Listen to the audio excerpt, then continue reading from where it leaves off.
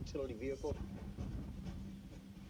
The M20 was an armored vehicle deployed by the U.S. Army during World War II. Equipped with a machine gun, it hauled troops and cargo and provided anti-aircraft fire. In 1944, General George S. Patton rode an M20 tank with his Third Army through France. What's the story behind the rig itself? My earliest memory was about 5 years old. My dad went to a surplus yard and brought it home on a flatbed. We used to play cops and robbers and just crawl all over it, and it's been in the family ever since. And I finally threw some money at it and got it running, and here we are.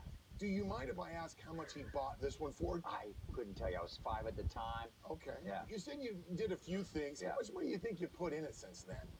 30, 32. I had everything rebuilt. The brakes, okay. new tires, engine, everything, so it's mechanically sound. So probably put in close to about 30, 32. What do you think it's worth now? Maybe 70, 75. Are you ready to talk to one of our appraisers? Sir, Okay. yes, sir. Now, he's British, so don't worry. God save the Queen. God save the Queen. All right, Nick, come on in. Good to meet you, How are you? Great Nice to meet you, sir. Despite growing up in a country where they drive on the wrong side of the road, Nick Smith took to the American car market. He reviews several thousand cars a year, assessing them for auction, purchase, or sale. Nick has sold and appraised more than $100 million worth of cars to date. Thank you for bringing this in. The most incredible vehicle. One of the first ones out, number 256. So a very early example. Yes. They're about 3,800 built, so as an early example, that's going to add a great deal of value to it. It might be one of the earliest still in existence. Carried about 6 people. Wasn't fully armed. Either carried a Browning 50 cal Exactly. or a 30 cal. The advantage to the 30 cal is it could carry twice as much ammunition. I love the fact that you put some lights on it. Is it street legal? Yes, sir. The key to these things, I think, in the value and the collectability is in their usability. Mm-hmm. Can we have a look inside? Please. Okay, how do we get... Oh, my God. You better It's like stretch. Anthony and He his goes up buddies like crawling up Spider-Man. in there, huh? Oh, great. Oh, there we go.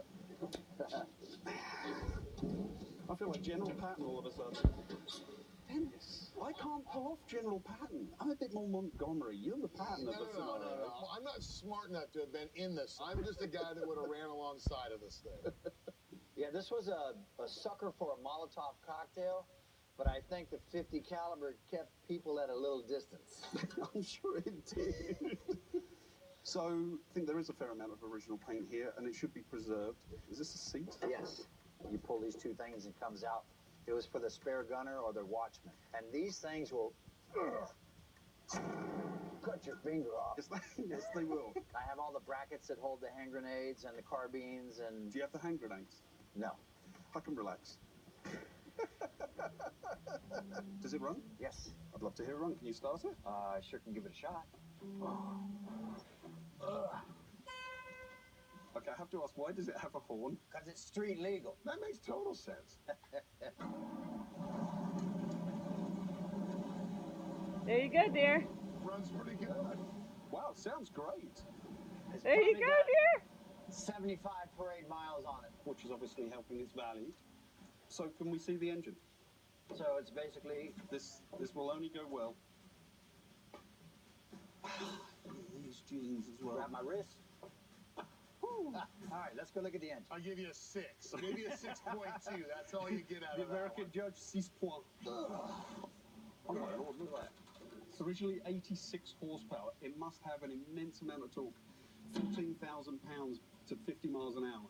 Yeah, she'll do almost 60. How are the rest of the systems? How's the braking? Everything's been gone through. It's perfect. And my dad said during the war, they used to cut telephone poles in half. That's incredible. That's incredible. The fact that it runs and it runs so smoothly, it's certainly going to add a great deal of value. You've really done the crux of the mechanical restoration. It just needs some finishing off from this point. Have you seen enough of this to make an assessment? I think so. Well, why don't you close this thing up, jump down, and we'll see what Nick has You to got say. First, I want to recap. It was a gift from your father, and of course, over the years, you've said about $32,000 invested into it, correct? Approximately, yes. Okay. And you were thinking the value, 70 grand. I turn you over to Nick. All right. So I think that the pluses on this is the originality. So the fact that it's usable adds a great deal of value to it. The big thing for me is how much you're missing off of it. The 50 cal, seats, and all the bits and pieces that go around it. That's what sort of makes these things really very supremely interesting and ultimately very saleable. Some years ago, one sold in beautifully restored condition for about $75,000. So I see this one as the before picture to that, and I see the value somewhere in the region of about $35,000 to $40,000. Uh-oh. Yeah, I'm not mad at you. If that's what you think it's worth, I appreciate it. It's good to not be mad at someone when you own a tank. What would I sell it for? I wouldn't. It represents my country, my flag, the United States, and all of those that didn't make it back. Are you okay with those numbers? I'm cool, brother. Hanging loose and loving life. All right. Well, thank you so much for bringing a great piece of history. Awesome. Appreciate you guys. Well, that's another sticker shock in the